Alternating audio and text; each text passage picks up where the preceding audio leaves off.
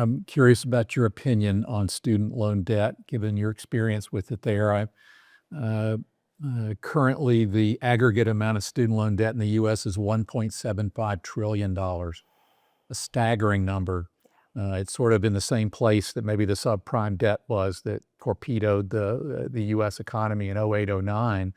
The default rate's been increasing, there's been government and political arguments about forgiving debt and not forgiving debt. It seems that it's unsustainable.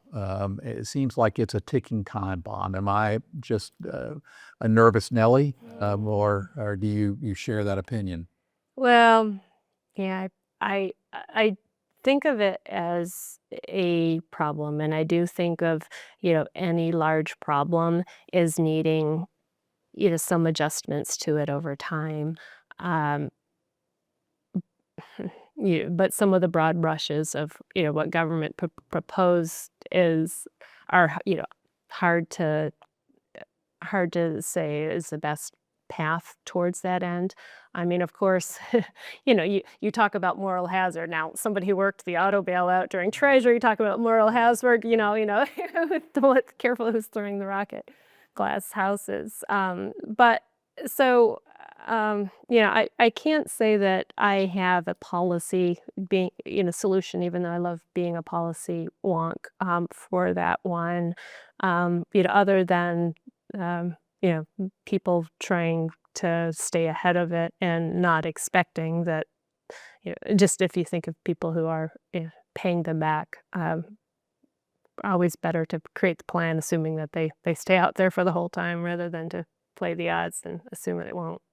When you refer to the moral hazard, the auto bailout and student loan, the moral hazard is that the government forgives debt to one group, where another group has paid in, and it creates this conflict Yeah. that is a moral hazard. Why should they have their debt forgiven? I mean, I wonder if it wasn't all the Silicon Valley guys calling their congressmen about their uninsured deposits, if Silicon Valley Bank would have gotten bailed out so quick. Yeah. I think there's a lot of political behind that one. That wasn't a clear government step in and, fund all the uninsured deposits.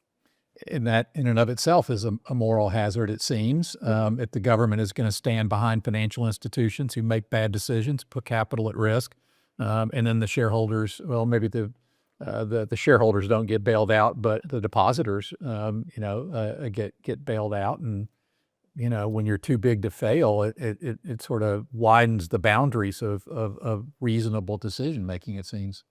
Yeah, and that was just a mid-sized bank, and the big banks ended up bearing most of the cost of that.